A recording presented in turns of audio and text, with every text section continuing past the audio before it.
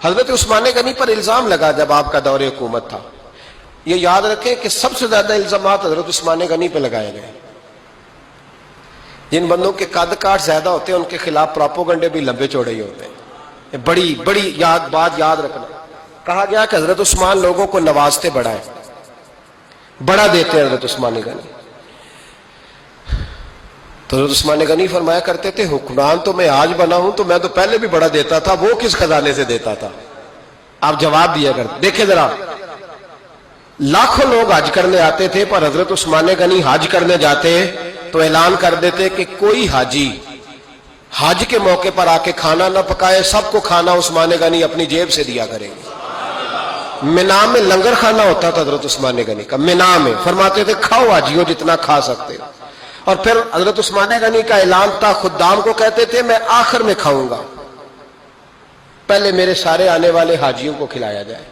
ایک مجھ سے ایک دوست نے سوال پوچھا 4-5 دن ہو گئے. کچھ سوال ایسے ہوتے ہیں جو بندے کو چوراہے پہ لا کے کھڑا کر دیتے ہیں، زندگی میں نہ بھولنے والے سوالات ہوتے ہیں. ایک شخص نے سوال پوچھا، کہنے لگا اوکاڑے دینی اور مذہبی گھرانہ ہے، اوکاڑے سے تعلق ہے، میرے ساتھ محبت کا رشتہ ہے. کہنے لگے بیٹی کی شادی کر دی ہے راولپنڈی میں.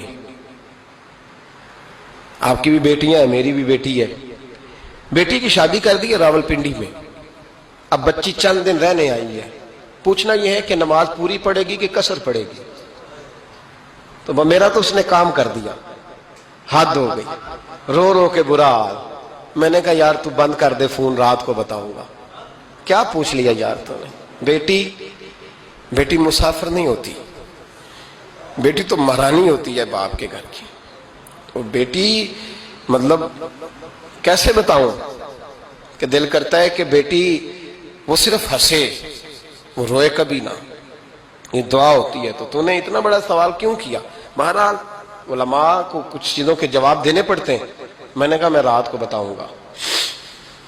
رات کو پھر فون آیا کہ آپ تو بڑی جلدی جواب دینے کے عادی ہیں تو دیر کیوں کر دی؟ تو میں نے کہا یار جواب تو میرے پاس تھا لیکن ہمت نہیں تھی ابھی. تو میں نے کہا کہ اگر تو بیٹی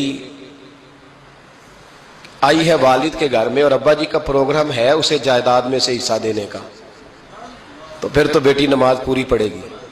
لیکن اگر ابا جی نے علیحدہ کر کے انگوٹھا لگوانا ہے تو پھر بیٹی مسافر ہے. اگر ابا جی نے اس کو علیحدہ کر کے انگوٹھا لگوانا ہے نا کہ دے دے بھائیوں کو، خیر ہے تیری شادی پہ خرچہ کر دیا ہے.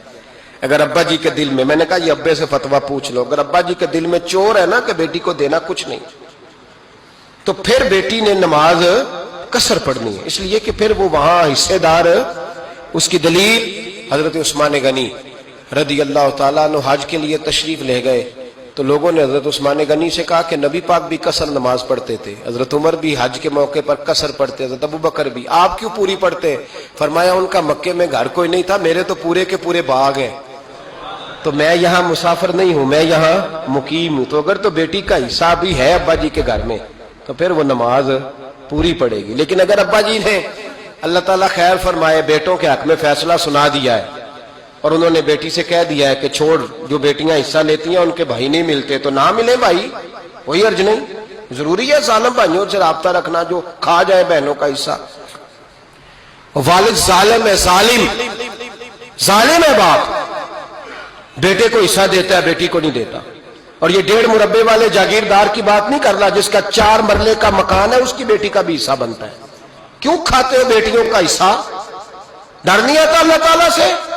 کیوں کھاتے ہیں لوگ بیٹیوں کا حصہ؟ جب اللہ رسول نے رکھا ہے تو کیوں کھا جاتے اور پھر کہتے ہیں جناب بڑا پیار ہے بیٹی سے، رونے دھونے کے لیے پیار ہے. تو یاد رکھیں حضرت عثمان غنی رضی اللہ تعالیٰ عنہ کا لنگر چلتا تھا. تو میرے بھائی